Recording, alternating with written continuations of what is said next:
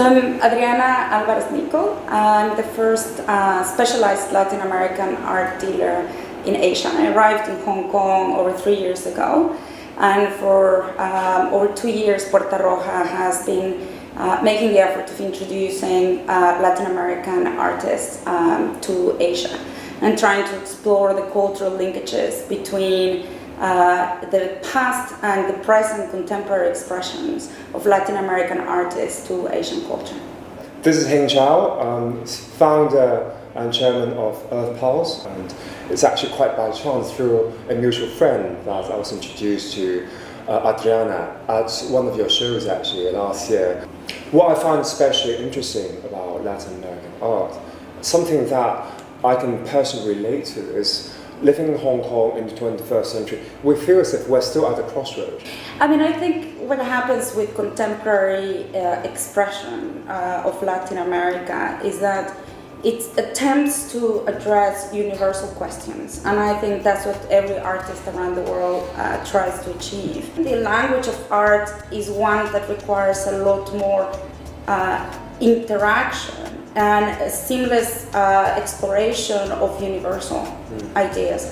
And when an artist is able to pick those ideas, pick techniques of craftsmanship from the past, but then puts its own contemporary note to it, it results in very, very powerful works that can speak to everybody. Hector spent a lot of time in Germany and then decided to come back to Mexico. And it's with these techniques that then he started exploring concepts about self-identity and the relationship of our own bodies with our own bodies being sort of the linkage to the outside world, but also to ourselves and to the individuals that are around us. And those are questions that we all face, no matter where we are. This piece, you can see the intensity of the color, but also the craftsmanship that goes into it, which I think it's also very characteristic of Latin American art. From an emotional point of view, and this is something that Hing and I have talked a lot about because of his focus on the preservation of culture and our attachment to the past, is the big question that Hector addresses, where we are not pure individuals that can delink ourselves from our past.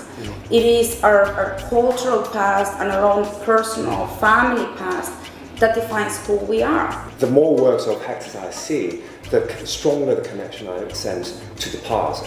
Some of the images, some of the works that I have seen created by Hector makes very strong visual references to pre-Columbian, particularly Myanmar, in terms of the themes, in terms of the idea of renewal. Adriana was saying to me that Hector, one of the techniques he likes to use and one of the themes that he likes to use is layering and using this fabric to put on more layers of skin. This is actually not simply his original artistic idea, but this is actually an idea that harkens back to pre-Columbian times when the people indigenous to Mexico believes that you can actually reconnect to the past by putting on an old piece of skin to the. So in this particular sculpture, which Hing and I were chatting about, Hector has actually molded a self-portrait in sculpture, but has overlaid on top of his face a mold of his father's sculpture.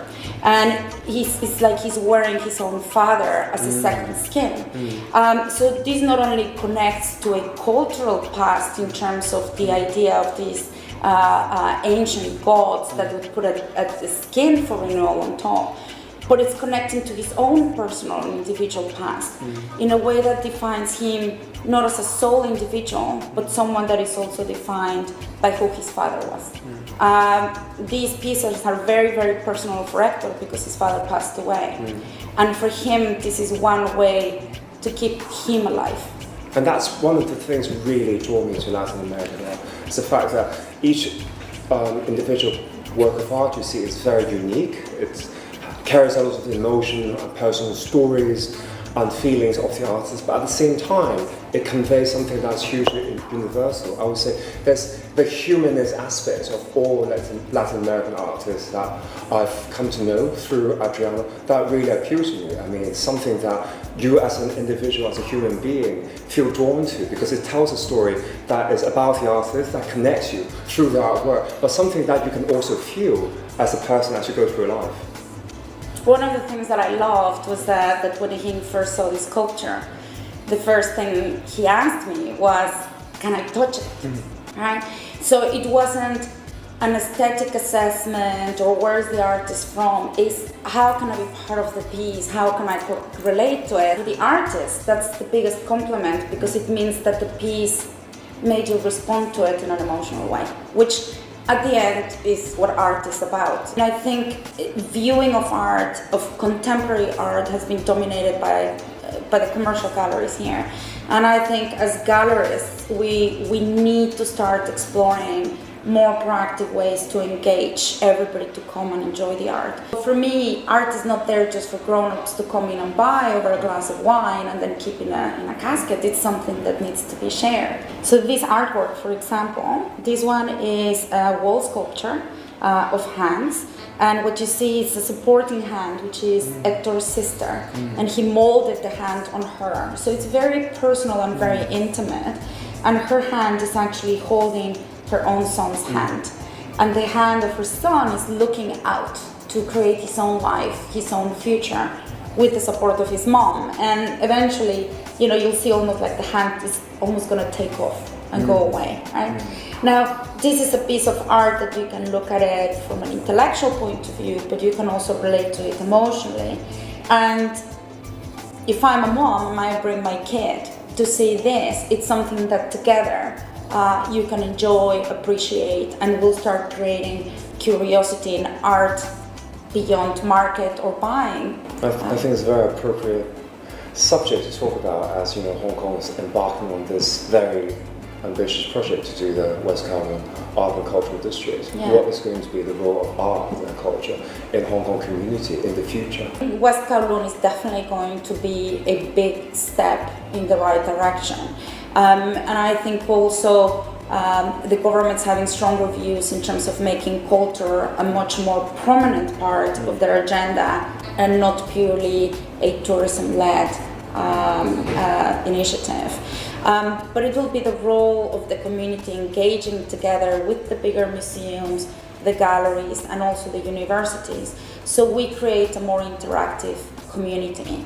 And it will only be the individuals, the local artists, as they develop and grow, as we get more independent curators, as we start developing independent art critics as well, which I think it's something very much needed. So the museum is not the building, it's what's inside it. And I think it's very important to think in terms of culture, living inside community. And I certainly think art spaces, institutions, and galleries have a big role to play in that. But putting items and valuable culture inside an institution, creating a platform to display and to educate, is not an end itself, but it's simply one of the tools to really revitalise culture. So that's one of the things that I hope the government really consider when they're doing West Kowloon, by bringing all of Hong Kong's culture into one hub. Because I came to the exhibition really not knowing what to expect, and it was a very good educational experience. It was the first time I saw Latin American art, not only in Hong Kong but in my life. Yeah. And I have to